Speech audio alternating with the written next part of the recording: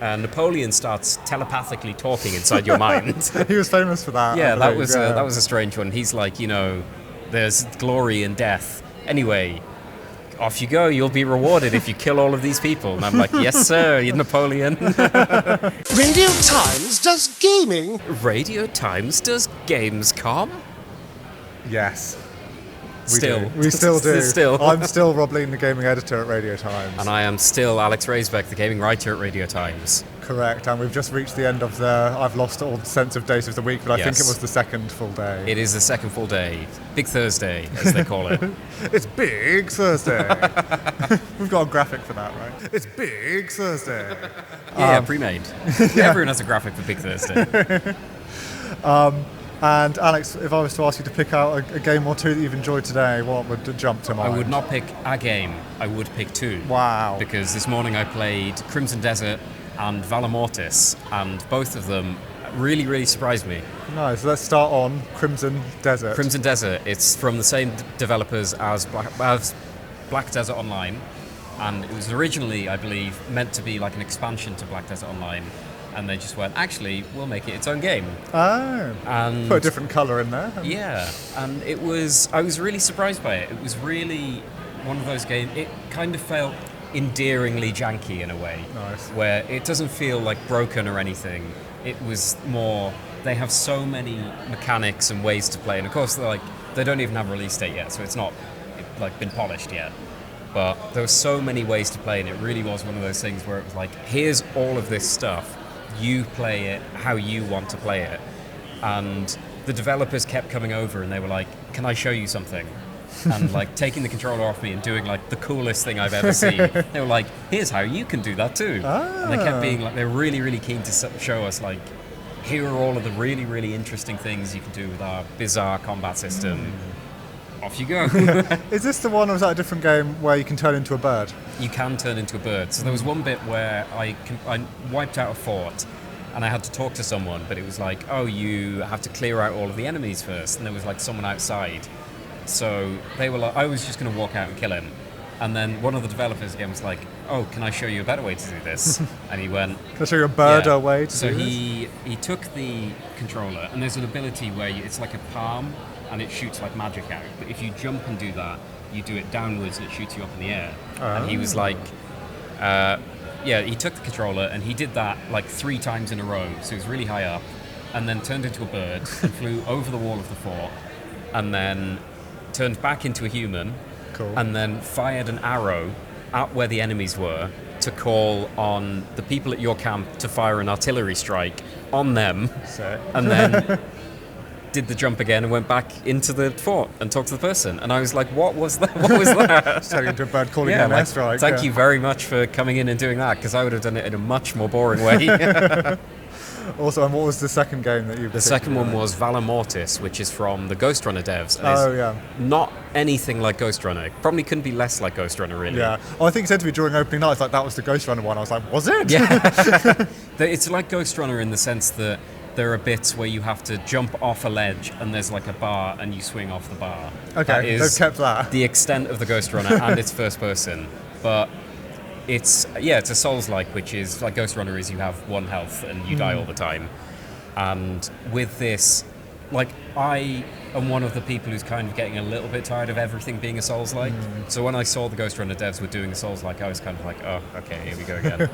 But I was really, really impressed with it. It feels like they're doing a lot of really interesting stuff. And the fact it is first person is great, because it's very, you have a kind of a cutlass, and you're fighting against people who also have swords, and it really felt like real sword fighting. Oh, I think I remember this trailer now. Yeah, it was very precise, everything you were doing, and the parrying and the dodging. It didn't feel like you were just sort of rolling around. It felt you were always in the action, which, cool. I really, really enjoyed it. And the setting is just bizarre. What is the setting? So you're a Napoleonic soldier, and you wake up, as you do at the start of every Souls-like game. Yeah. And everyone is dead. There's literally, probably tens of thousands of dead French soldiers everywhere. Uh-oh. And some of them have been turned into monsters. Whoa.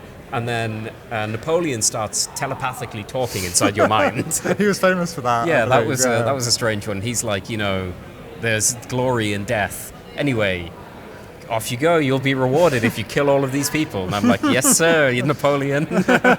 I'll do anything for you. Anything for you, Napoleon. And then, yeah, you come across these like people in masks, and then there's a guy at the end who seems to be various corpses of other Napoleonic soldiers who have been glued together into a horrible beast. Beautiful. And he has like shoulder-mounted like flintlock pistols, and he shoots them at you, and he's got a big flag, and he hits them. It was great. I loved it. French flag, or what's the? No, more like a banner kind of thing. Okay, cool.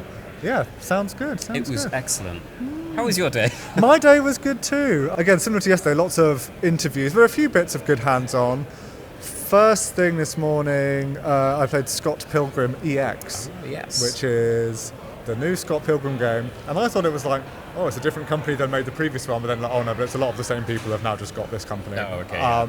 So that was cool, and they got Brian Lee O'Malley to write it, or he wanted to do it apparently. He was like, I think there's room to do another story in this world, and Okay. it's probably a game. And it's like a kind of side-scrolling, beat-em-up kind of thing, but they kept trying to say, but it's also kind of just like a walk around and explore, like it doesn't stop you going like back left through the place. And yeah, it was cool. The music was really good. It's one of those like, can we turn the music up in here at the detriment of the games that are sat either side of you.